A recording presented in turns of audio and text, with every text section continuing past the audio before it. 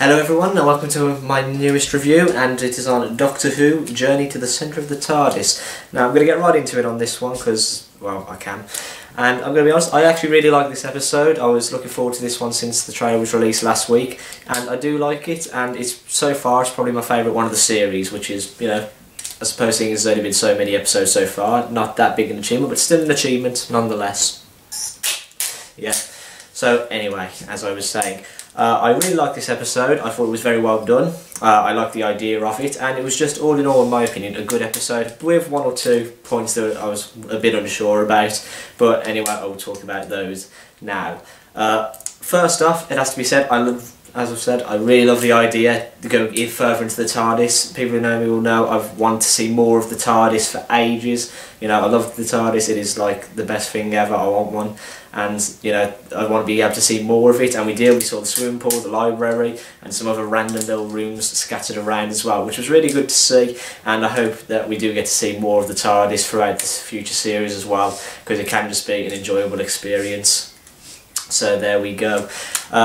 And yeah, further into it as well we go, we find more a bit about, I suppose Clara in fact is finding a bit more about the Doctor and the fact he's a very secretive person, and she says at the end, because she catches his name, and that's a very dangerous thing to find really, and obviously they go through the crack and etc. That's it. But yeah, I'm going to talk about that as well now. If you haven't seen the episode yet, I don't know why you're watching this video either, but hey ho, I'm going to talk about this now, so if you don't want it, mute the video or go off it. What was up with the crack? You know, it was the same sort of crack as we had in Matt Smith's first series, where the silence was and everything, and everything was going, and everything just melted out of existence. So what was going on there? I hope that I'm bringing that back, because that was really, you know, it was okay, but it was just a bit of a lame thing back then. So yeah, I hope that I'm bringing that back. Further into it as well, with the things that were chasing her through the Clara through the TARDIS and stuff, I thought it was pointless. I didn't think it needed to be in there. I thought you could have had an enjoyable and exciting episode enough without there having to be the monsters chasing them through this maze. You know, it could just quite literally been, yeah, TARDIS, Clara lost, go nuts. That could have been it for the episode, and it would have still been enjoyable, still been very good, and there would have been no need for any of it. Same with the salvage team.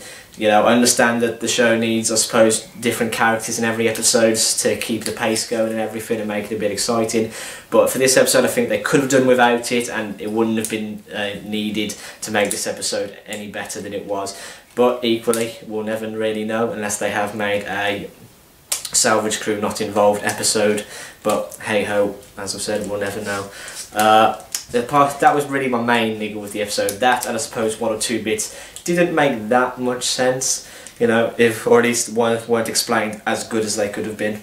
And you know, if I go into that a bit as well, we've just got the fact that, you know, the Doctor pretends to do stuff such as the self-destruct when he hasn't done it, and then, you know, he goes back and, oh no, he was wrong, and the TARDIS is actually doing stuff. The TARDIS misbehaves a bit. Well, not misbehaves, just trying to repair itself throughout the episode.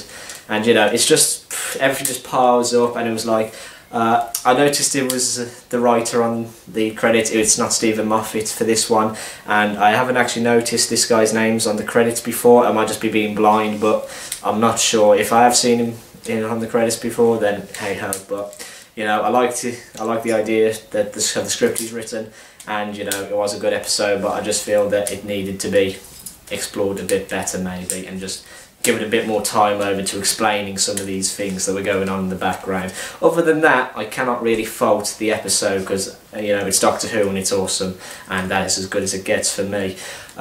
Next week, the trailer for next week, not really that fussed. In all fairness, doesn't look. It might surprise me. It might be like the Almost People episode or something like that, where it didn't look that good. It was actually fairly good. It might be one of those, or it could just be Love and Monsters all over again. However, I sincerely hope not, because that is, you know, as deep as it goes for death really in Doctor Who. But oh well. I hope you've enjoyed watching my review on Doctor Who Journey to the Centre of the TARDIS, and you know, please check out my other reviews if you haven't seen them already. You might like them, you might hate them, but at the end of the day, you'll never know unless you watch, so it's a mystery.